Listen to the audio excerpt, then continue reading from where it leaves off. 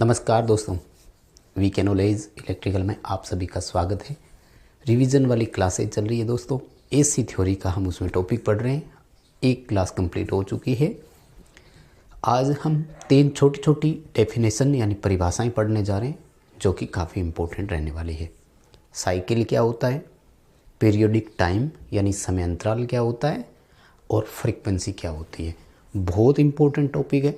Paper में तो इसके क्वेश्चंस आते ही आते हैं। टॉपिक समझने में बड़ा काम आएगा। सो कंप्लीट एक एक पॉइंट आप नोट कीजिएगा मेरे साथ जितना कर सके, क्योंकि ज़रूरी बहुत है। और कौन सा पेपर में कब क्या पूछ ले वो हमारे लिए और ज़रूरी है। एक एक करके परिभाषा पढ़ेंगे। क्लास नंबर या सीक्वेंस आप जो भी लगा सकते हैं।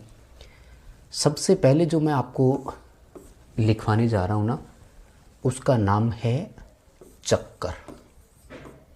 ठीक है, इंग्लिश में इसे बोलते हैं साइकिल। क्या है देखो, हमने साइन वेव, स्क्वायर वेव और ये सब एक बार डिटेल से पढ़ ही लिया था। फिर भी एक साइन वेव की परिभाषा और बताता हूँ, आप अगर लिखना चाहें तो।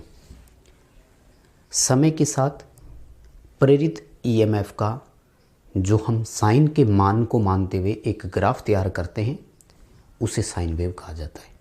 यानी एक अल्टरनेटर 0 से 360 डिग्री जब यूँ चक्कर काटता है तो इसको हम साइन थीटा के, मतलब ये 0 डिग्री साइन, फिर 90 डिग्री और ये 360 डिग्री साइन के बोले मान है, तो कितना कितना ईएमएफ आएगा BLV साइन थीटा से। याद आया फॉर्मूला? इसको एक ग्राफ के रूप में जब हम लिख लेते हैं तो ये ग्राफ साइन वेव कहलाता है। यानी वेव यानी एक तरंग आती है और साइन के सापेक्ष यानी साइन की तरंग बोलते हैं उसे। अब साइन की तरंग की एक बात आती है, चक्कर नाम की एक परिभाषा आती है। गुरुजी ये चक्कर क्या होते हैं? बस तो फिर हम यही लिखने जा रहे हैं। दरअसल हमने ये पढ़ा कि एसी नियमित समय अंतराल पर अपने मान और दिशा बदलती है, यानी पॉजिटिव और नेगेटिव। तो जो एक कंप्लीट सेट है ना, पॉजिटिव और नेगेटिव पूरे परिवर्तन का, उससे चक्कर कहा जाता है। थ्योरेटिकल परिभाषा क्या लिखेंगे? हिंदी लिखवा रहा हूँ भाई, ठीक है ना। धन और ऋण मान के, चलो किसका मान है, धन और ऋण है, ये भी तो देखना है ना। अल्टरनेटिंग क्वांटिटी जो है ना हमारी, यानी प्रत्यावर्ती राशि। अब प्रत्यावर्ती राशि में क्या आएगा गुरुजी? तो देखो, प्रत्यावर्ती राशि में वोल्टेज भी हो सकता है और करंट भी हो सकता है। तो प्रत्यावर्ती राशि का धन व ऋण दिशा में, ठीक है, प्रत्यावर्ती राशि के धन व ऋण दिशा में मान के एक सेट को एक चक्कर कहा जाता है। ठीक है। अब देखो, ये तो है बड़ी परिभाषा। अगर पेपर में क्वेश्चन आ गया कि व्हाट इज साइकिल, यानी चक्कर है क्या, तो 4 ऑप्शन अपन को देगा। तो ऑप्शन तो छोटे छोटे ही देगा ना, बड़े शॉर्ट में, बिल्कुल छोटे अक्षरों में आपको लिखवा रहा हूँ मैं, जो आपको याद भी रखना है। क्या रखना है? बस इतना सा याद रखना है कि मान में पूर्ण परिवर्तन को चक्कर कहा जाता है। ठीक है, कहा जाता लिखना ही नहीं है। ऑप्शन आएगा तो फिर इतना ही आएगा कि मान में, यानी वैल्यू में जो कंप्लीट चेंजेस आते हैं वो हमारे लिए चक्कर कहलाते हैं। बात समझ में आ गई क्या? कौन सा चक्कर है गुरुजी? डायग्राम से बता देता हूँ। देखो, चक्कर का चक्कर ही ख़त्म कर दें। देखो, ये है समय, 0, पॉजिटिव और नेगेटिव। साइन थीटा के सापेक्ष अगर BLV साइन थीटा से वैल्यू रखें तो 0 डिग्री पर साइन का मान 0 ही होता है और 90 डिग्री पर मैक्सिमम, और फिर घटने लग जाता है। तो ये जो अपन देख रहे हैं ना, यहाँ से वैल्यू चालू हुई है, मतलब स्टार्ट हुई है, और ऊपर की तरफ गया तो यहाँ पर ये हाफ साइकिल कहलाता है। आधा चक्र पूरा हो गया और फिर ये वैल्यू वापस नेगेटिव दिशा में बढ़ रही है और आधा चक्र पूरा हो गया। ये पॉजिटिव और नेगेटिव दोनों का ये जो मिलाएंगे ना, तो ये एक चक्कर कहलाता है हमारे लिए। दरअसल ये हम डायग्राम बनाने के लिए और समझने के लिए आगे ले गए। वास्तव में ये मान यूं चलता है, इस ओर यूं आता है, तभी तो चक्कर बनाना। देखो यहाँ से चला और वापस, भी कोई चीज़ जहाँ से स्टार्ट होती है वापस वहाँ पहुँचेगी तभी तो उसे चक्कर कहेंगे। ये यहाँ से स्टार्ट होता है और घूमते हुए वापस यहीं तक आता है, तो ये इतना तो पॉजिटिव है और ये इतना नेगेटिव है। और इस पूरे सेट को हमने क्या नाम दिया है, एक चक्कर। बात समझ में आ गई। अब इस चक्कर को है ना कई बार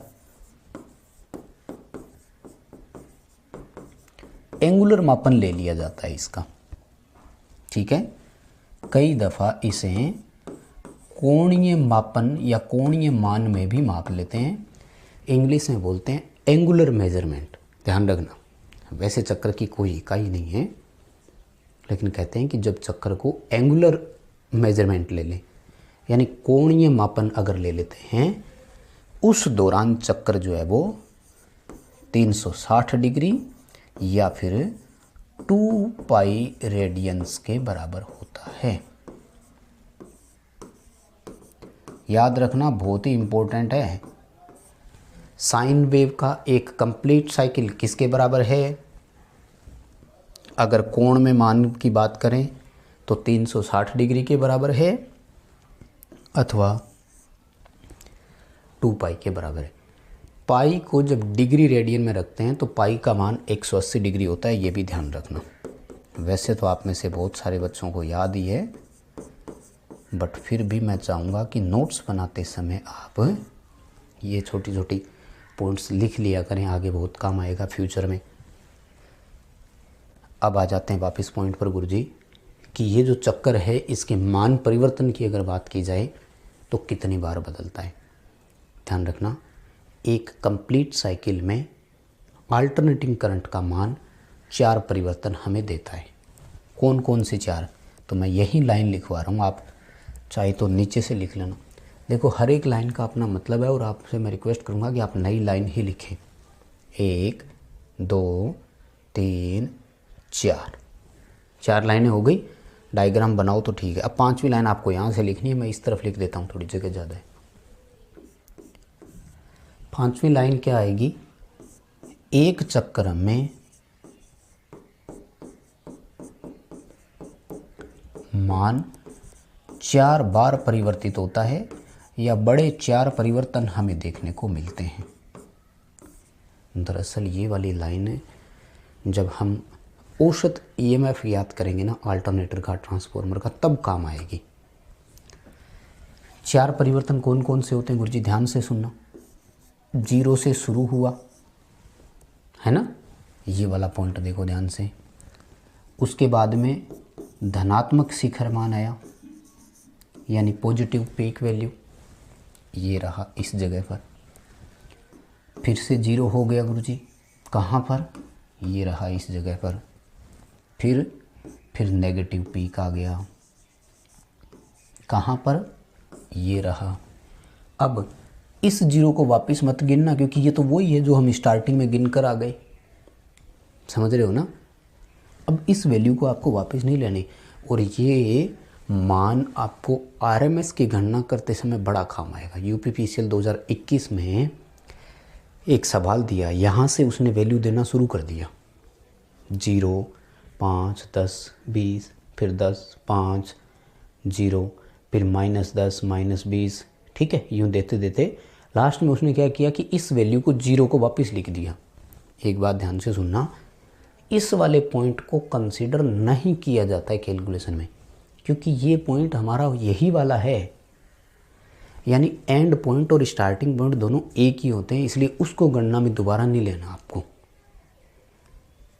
वहाँ बच्चों ने ले लिया था और वो कैलकुलेशन में उनसे गलतियाँ हो गई। बताओ बात समझ में आई क्या? एक बार यहाँ तक का लिख लो, इतनी दूर का चक्कर कंप्लीट हो गया अपना, ठीक है। अल्टरनेटिंग करंट में साइकिल क्या होता है, दोबारा बोलूँ, पॉजिटिव और नेगेटिव कंप्लीट सेट को एक चक्र बोलते हैं। शुद्ध हिंदी और शॉर्ट में ऑप्शन आएगा कि मान में एक पूर्ण परिवर्तन को, यानी कंप्लीट चेंजेस कभी कभी कोणीय मान में इसका मापन किया जा सकता है।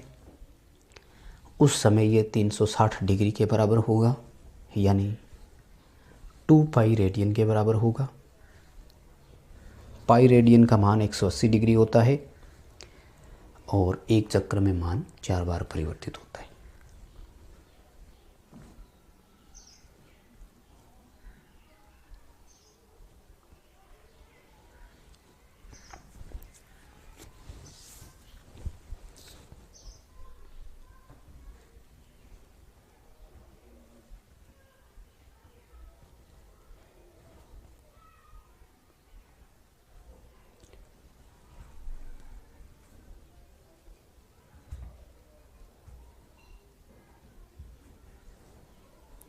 वीडियो रोक कर लिख लेंगे ना?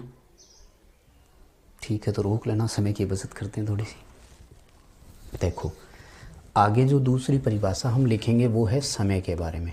अब इसे अगर आप शॉर्ट में समय लिख दें तो भी ठीक है, समय अंतराल लिखें तो भी ठीक है, यानी टाइम पीरियड या पीरियोडिक टाइम। शुद्ध हिंदी में आवर्तकाल बोलते हैं, आवर्तकाल लिखो तो भी ठीक है। इंग्लिश वाले बच्चे अगर लिखेंगे तो टाइम पीरियड या पीरियोडिक टाइम लिखें। देखो, अभी अभी हम एक चीज़ लिख कर लाए हैं कि यहाँ से मान चलता है और यहाँ आकर पूरा हो जाता है।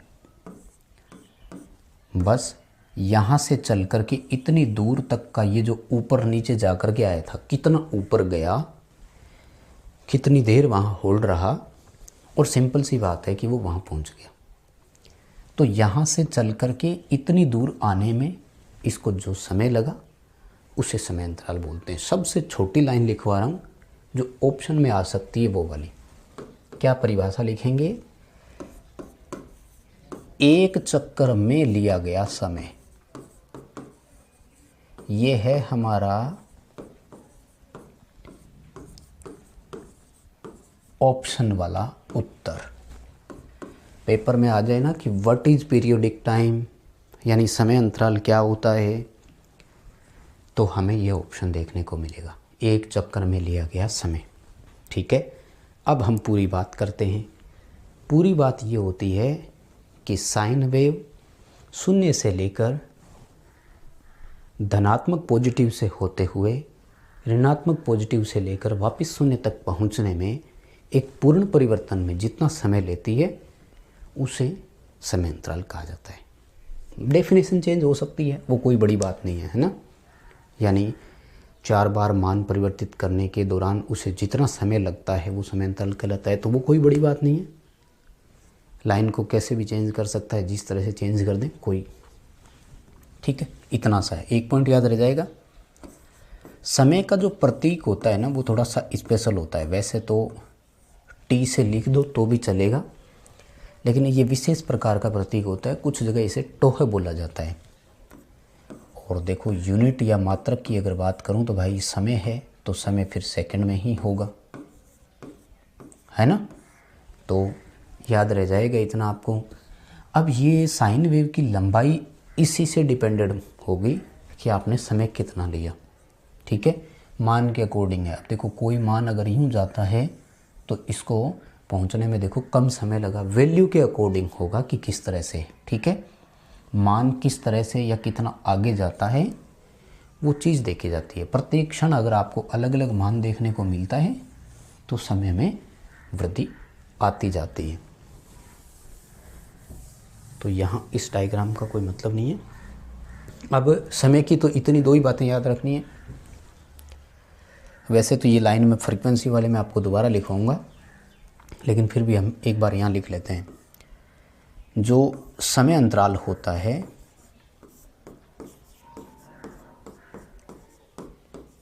ये जो फ्रीक्वेंसी होती है ना, आगे पढ़ेंगे, अगला टॉपिक यही है कि व्हाट इज फ्रीक्वेंसी।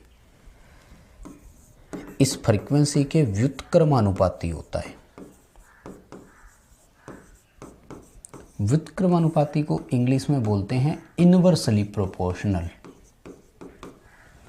एक तो होता है रिसिप्रोकल। रिसिप्रोकल का मतलब होता है अपोजिट, जैसे रेजिस्टेंस और कंडक्टेंस, एडमिटेंस और इम्पीडेंस। तो और एक होता है इन्वर्सली प्रोपोर्शनल, मतलब वो उसका उल्टा नहीं है, वो उस पर डिपेंडेड है, लेकिन कैसे, ये उल्टा चलता है। एक तो वो कहता है कि विशेषताएं दो अलग अलग हो, रेसिप्रोकल और इन्वर्सली प्रोपोर्शनल में ये फ़र्क होता है। समय अंतराल फ्रीक्वेंसी के कैसे संबंधित होता है, व्युत्क्रमानुपाती है, यानी टाइम बराबर 1 फ्रीक्वेंसी होगा, तो फिर इसी तरह से देखो फ्रीक्वेंसी बराबर 1 टाइम होगा। इसमें कोई बड़ी बात नहीं है, याद रखने की ज़रूरत नहीं है। पर यहाँ से हम 2-3 चीज़ें समझ गए। 2-3 चीज़ें ये समझ गए कि यदि f का मान उच्च है, यानी फ्रीक्वेंसी उच्च है, तो टाइम निम्न होगा। इसका मतलब क्या हुआ गुरुजी? इसका मतलब ये हुआ कि यदि फ्रीक्वेंसी 0 है तो टाइम कितना होगा? अनंत होगा। तो फिर पेपर में सवाल आ सकता है, जो 2 लाइनें आप लोगों को याद भी है। क्या याद है? कि डीसी का फ्रीक्वेंसी 0 होता है, अतः डीसी का समय कितना होगा? अनंत होता है। तो पेपर में कई दफ़ा क्वेश्चन आ चुका है कि निम्न में से सबसे अधिक समय अंतराल किस आवृत्ति का है? ऑप्शन देगा, है ना। तो जैसे मान लो आपको ऑप्शन दे देता है 1 हर्ट्ज, 10 हर्ट्ज, 100 हर्ट्ज और 1 किलो हर्ट्ज। 2 सवाल पूछे जाएंगे, किस फ्रीक्वेंसी का समय न्यूनतम है और किस फ्रीक्वेंसी का समय अधिकतम है या उच्चतम है। तो मिनिमम टाइम इस फ्रीक्वेंसी का हो गया और मैक्सिमम टाइम इस फ्रीक्वेंसी का हो गया। मतलब ये आपके क्वेश्चन पर डिपेंड करेगा। 2 सवाल बनते हैं ऐसे टॉपिक में जब आता है। तो ये समय था, एक बार इतना लिख लो, फिर हम आगे बढ़ेंगे और फ्रीक्वेंसी लिखेंगे। फ्रीक्वेंसी भी बढ़िया है।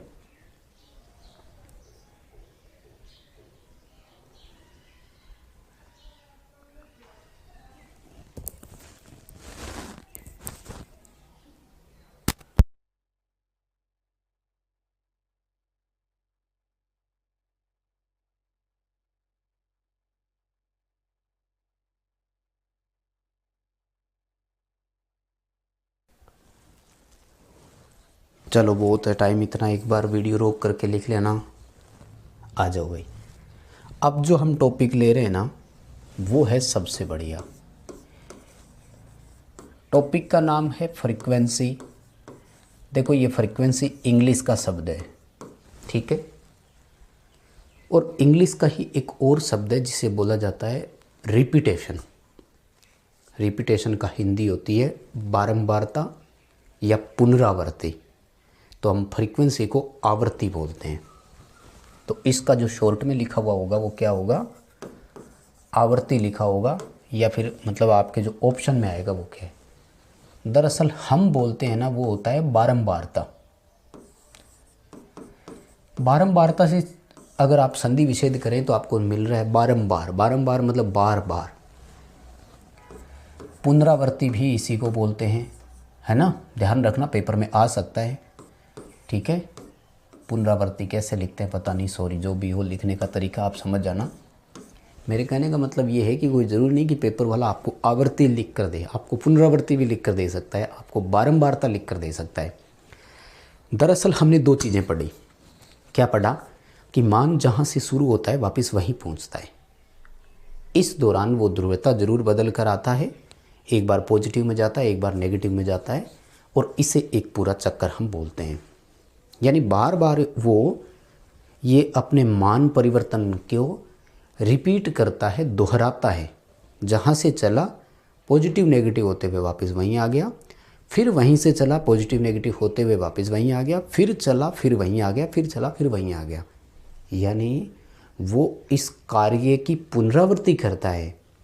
तो हम ये देखते हैं कि एक बार जब उसने ये पूरा परिवर्तन किया था तो कुछ समय लिया था, फिर हम क्या करते हैं कि डिसाइड करते हैं समय के सापेक्ष कि 1 सेकंड में उसने ये पुनरावृत्ति कितनी बार की, यानी उसने ये जो चक्कर काटे थे वो कितने चक्कर काटे 1 सेकंड में। फिर आगे बढ़ते हैं कि 1 मिनट में कितने काटे होंगे, फिर आगे बढ़ते हैं कि 1 घंटे में कितने काटे होंगे। तो सबसे इजी जो आंकड़ा मिला वो सेकंड के आधार पर मिला, इसलिए फ्रीक्वेंसी की परिभाषा सेकंड के आधार पर दे दी। मैं आपको डेफिनेशन लिखवा रहा हूँ जो ऑप्शन में आ सकती है, पेपर में आ सकता है कि व्हाट इज फ्रीक्वेंसी। जब फ्रीक्वेंसी आए तो हमें क्या लिखना है, हमें लिखना है 1 सेकंड समय में पूर्ण किए गए चक्कर।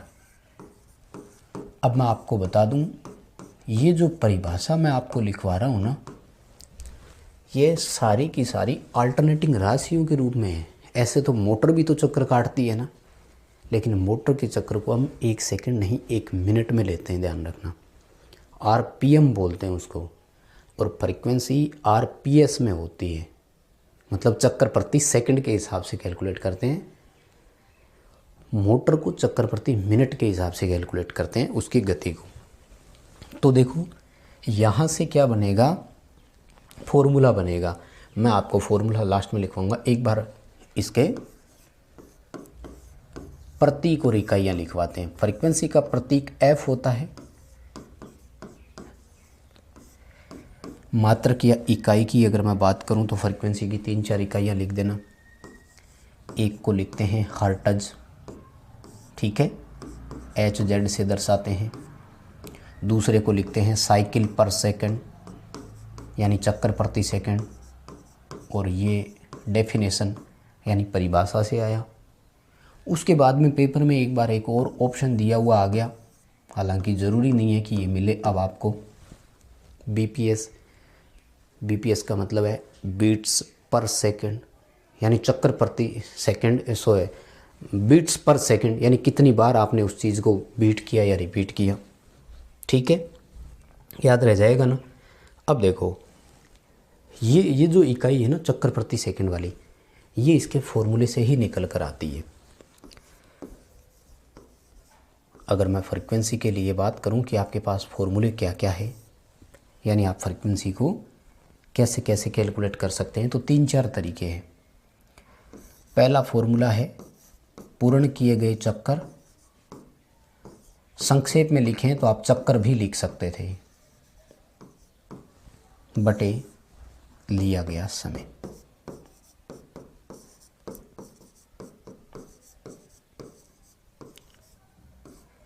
इसमें से पेपर में एक सवाल आता है, यूँ पूछता है कि 1 मिली सेकंड में 10 चक्कर काटे या 10 चक्कर पूर्ण किए, बताओ फ्रीक्वेंसी का मान कितना है। या फिर यूँ कह देता है 20 सेकंड में 10,000 चक्कर काटे, बताओ फ्रीक्वेंसी कितनी है। तो यहाँ से आप एक उत्तर दे सकते हैं, ठीक है। अब मैं आपको 2 और फॉर्मूले लिखवा रहा हूँ, उनको थोड़ा सावधानी से लिखेंगे हम। फ्रीक्वेंसी का एक फॉर्मूला है Pn/120, फ्रीक्वेंसी का एक फॉर्मूला है Pn/2, ठीक है। पूरी डिटेल से बताऊंगा ये कहाँ से आया, क्या है और कैसा है। आगे जब डिटेल चलेगी तो अभी मैं आपको इसका ब्रैकेट लिखवा दूं, कौन सा कब काम में लेना है। इस फॉर्मूले को तब यूज में लेना है जब फ्रीक्वेंसी आरपीएम में दे रखी हो, गति आरपीएम में दे रखी हो, अल्टरनेटर की गति आरपीएम में है। और इसका यूज तब करना है जब गति आरपीएस में दे रखी हो, चक्कर प्रति सेकंड में दे रखी हो। दरअसल होता क्या है मैं आपको बताऊं कि 2 पोल जो होते हैं ना, एन और एस, ये जब किसी मतलब रोटेटिंग फील्ड मान लेते हैं, एक ही बात है भाई, ये पोल घूमे या फिर इनके बीच में चालक घूमे जो एन पोल के संपर्क से एस पोल के संपर्क में होता हुआ वापस एन पोल के संपर्क में आए, इसे बोलते हैं एक चक्कर। तो कहते हैं कि 2 पोल जो रोटेटिंग फील्ड है, घूर्णी फील्ड मान लेते हैं, क्योंकि अगर अल्टरनेटर की बात करें तो उसमें तो रोटर घूमता है। रोटर घूमता है तो एक तरह से फील्ड पोल ही रोटेट कर रहे हैं। तो कहते हैं कि एक घूर्णी फील्ड में, रोटेटिंग फील्ड में दो पोल जब एक चक्कर पूरा करते हैं तो वो अल्टरनेटिंग करंट का एक चक्कर पैदा करते हैं। मैं आपको यहाँ पर एक विशेष लाइन दिखवा रहा हूँ and I would like to request you कि आप इस लाइन को हाईलाइट करके लिखें, ज़िंदगी भर काम आएगी। यहाँ से छोटा सवाल पूछा जा सकता है। क्वेश्चन पूछा जाएगा कि 8 पोल का अल्टरनेटर है, एक यांत्रिक चक्कर में ईएमएफ के कितने चक्कर देगा। या फिर सवाल पूछा जाएगा कि अल्टरनेटर के एक यांत्रिक चक्कर में ईएमएफ के 4 चक्कर प्राप्त होते हैं, बताओ उसमें पोल कितने हैं। मैं यहाँ लिखवा रहा हूँ, ध्यान से सुनना, ठीक है ना। घूर्णी फील्ड के, चलो फील्ड ना भी घूमे तो भी कोई बात नहीं, ठीक है ना। तो मैं आपको सीधा ही लिखवा रहा हूँ कि दो पोल मिलकर, आप इस लाइन को अगर छोड़ भी दें तो भी काम चलेगा, ठीक है। दो पोल एक यांत्रिक चक्कर में, यांत्रिक चक्कर समझते हैं ना, ईएमएफ का एक चक्कर उत्पन्न करते हैं। यांत्रिक का मतलब है मैकेनिकल रूप से। भाई फैराडे के विद्युत चुंबकीय प्रेरण नियमानुसार ईएमएफ पैदा करने के लिए या तो चालक घूमेगा या चुंबकीय क्षेत्र है। अब मैग्नेटिक फील्ड अगर खुद घूम रहा है तो उसका एनएस घूमते हुए अपनी जगह पर आ जाए, और अगर चालक घूम रहा है जैसे डीसी में आर्मेचर घूम रहा है तो वो एन पोल के संपर्क से घूमना प्रारंभ करे, एस पोल के संपर्क में जाता हुआ वापस एन पोल के संपर्क में आ जाता है। इसे एक यांत्रिक चक्कर बोलते हैं। तो घूर्णी फील्ड में, यानी हम यूं कह सकते हैं कि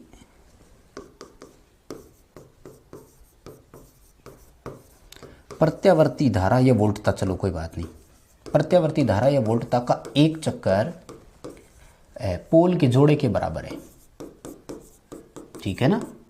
किसके बराबर है? पोल के जोड़े के बराबर है। अब देखो फ्रीक्वेंसी यहीं से निकल कर आएगी। एक बार मैं लिखने का मौका बाद में दूंगा, आगे ले चलूं। वो ये कह रहा है कि फ्रीक्वेंसी कहाँ से निकल कर आएगी? पोल के जोड़े के बराबर।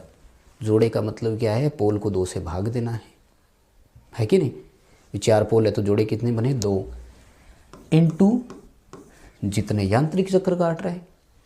एक यांत्रिक चक्र काटा तो 1, 2 यांत्रिक चक्र काटे तो 2, 3 काटे तो 3, एन से गुणा कर दिया। बात समझ में आ गई। यांत्रिक चक्र को भी कैसे दिया हुआ होना चाहिए? सेकंड के हिसाब से, कि 1 सेकंड में 1 चक्र काटा, ठीक है, 1 सेकंड में 1 चक्र काटा। अगर 1 मिनट में दे दिया तो भी आपको इसे सेकंड में कन्वर्ट करना है। तो पोल बटे 2 तो अपनी जगह रहेगा ही रहेगा। चक्कर को उसने मिनट में दे दिया तो 60 का भाग देते वो किस में कन्वर्ट हो जाएगा? सेकंड में। तो फ्रिक्वेंसी बराबर पोल बटे 2 इंटू एन बटे 60। अब दोनों को मिलाकर एक साथ लिख दो। ये लो, फॉर्मूला समझ में आया क्या? ये था। बहुत ही इंपॉर्टेंट चीज़ है, अभी ख़त्म नहीं हुआ है और करवाऊंगा। एक बार आप यहाँ तक का लिखो। ये चक्कर है ना, उत्पन्न चक्कर, एक चक्कर उत्पन्न करते हैं, ठीक है। सबसे बढ़िया लाइन है ये वाली।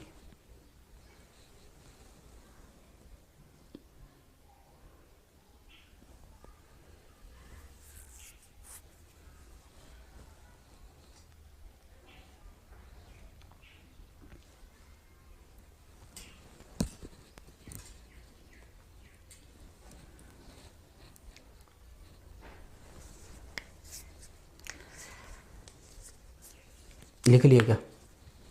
रोक कर लिख लेना भाई, है ना। 2 लाइनें ये भी है, ये भी लिख लो।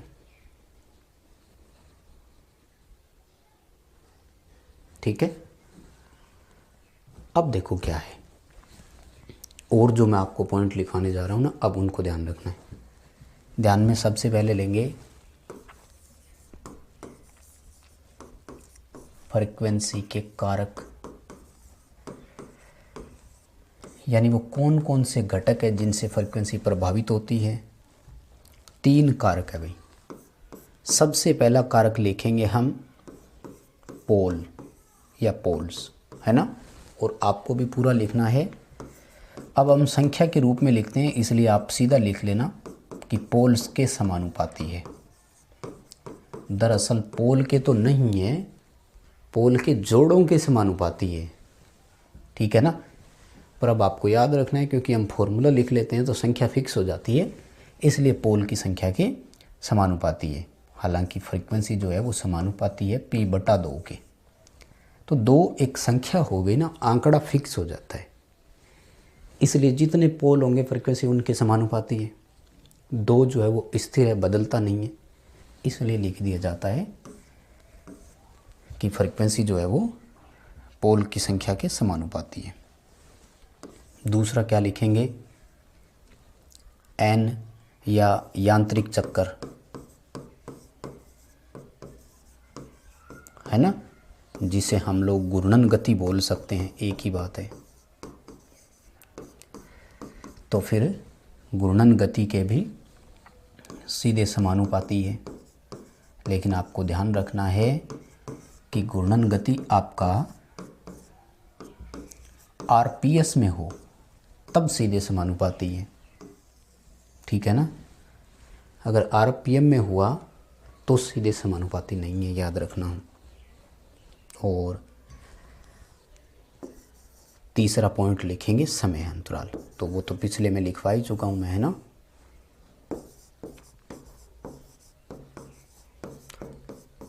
समय के कैसे संबंधित है, व्युत्क्रमानुपाती है, बस।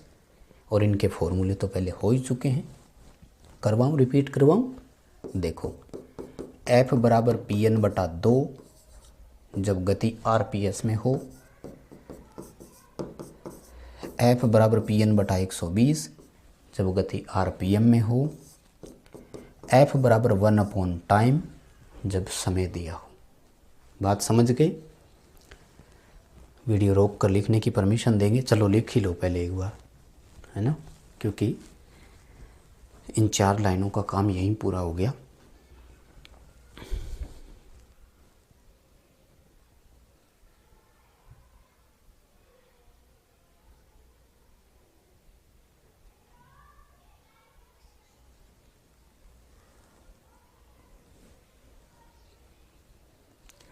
चलो वीडियो रोक करके लिख लेना प्लीज़, है ना, बहुत है, समय दे दिया, इतना तो कर ही सकते हैं आप। और क्या लिखवा रहा था मैं, हाँ, टॉलरेंस के बारे में पूछा जा सकता है। फ्रीक्वेंसी में सहनशीलता कितनी है? सहनशीलता शब्द ना देवे तो विचलन दे सकता है, साधारण भाषा में उतार चढ़ाव लिख सकता है, टॉलरेंस लिख सकता है। देखो, रूल 2012 के बाद चेंज हो गए तो उसमें 1% है, लेकिन सबसे पहले आपको 3% वाला ऑप्शन याद रखना है, जो 1956 से चलता आ रहा है। ठीक है, तो फ्रीक्वेंसी में विचलन कितना मान्य है, ±3%। ठीक है, लेकिन जैसा यूपीपीसीएल 2021 में किया, पेपर में 3% ऑप्शन ही नहीं था, फिर वहाँ 1% सही माना। आप इंटरनेट पर सर्च करना, 2012 के बाद में कोई रूल चेंज हुए तो उसमें फ्रीक्वेंसी में टॉलरेंस को 1% कर दिया। लेकिन वो ये कि जब 3 और 1 दोनों ऑप्शन आए तो 3% करना है, 3% ऑप्शन नहीं है तो 1% ऑप्शन की ओर आपको जाना है। अब आप सबको पता है कि भारत में अगर मैं फ्रीक्वेंसी की बात करूं तो कुछ मामलों में फ्रीक्वेंसी फिक्स है। सिंगल फेज एसी हो या 3 फेज एसी, उसकी फ्रीक्वेंसी 50 हर्ट्ज है ना। अगर यहाँ भारत में मैं मिनिमम फ्रीक्वेंसी की बात करूं तो फिर कितनी हो जाएगी, ±3%। ±3% का मतलब हो गया कि AC में जो फ्रीक्वेंसी है उसमें विचलन कितना मान्य है, तो 1.5 हर्ट्ज हो गया। भी ±3% है उसका अगर आप निकालते हैं 50 का तो 1.5 हर्ट्ज आता है। तो मिनिमम फ्रीक्वेंसी कितनी हो गई, 48.5 हर्ट्ज। इसी तरह से अगर मैक्सिमम पूछ लिया जाए तो वो कितनी हो गई, 48.5 51.5 हर्ट्ज। समझ रहे हैं, सिंपल सवाल है, याद रह जाएगा, याद रख लेना। DC सप्लाई की फ्रीक्वेंसी 0 होती है, वो लिखवा ही चुका हूँ तो यहाँ लिखने की ज़रूरत नहीं है। फ्रीक्वेंसी का मापन कैसे करते हैं, है ना। तो फ्रीक्वेंसी मापने के लिए विशेष प्रकार का मीटर होता है जिसे फ्रीक्वेंसी मीटर बोलते हैं। आगे आएगा तो समझाऊंगा मीटरों वाले चैप्टर में। समांतर में इसके संयोजन होते हैं, इतना याद रख लेना। कई प्रकार के मीटर होते हैं लेकिन ये फ्रीक्वेंसी मीटर जनरल हम जो देख रहे हैं वो किस में आता है, समांतर में इसे संयोजित किया जाता है। हालांकि चक्कर नापने के लिए इंस्ट्रूमेंट और भी बहुत होते हैं, खैर पर चलो वो तो गति नापने के लिए काम में लेंगे, फ्रीक्वेंसी नापने के लिए नहीं। बात समझ में आ गई क्या, लिख लो यहाँ तक। लगभग हमारा फ्रीक्वेंसी और ये तीनों चैप्टर कंप्लीट हो गए। सर्दी बहुत है, जल्दी लिखो बस।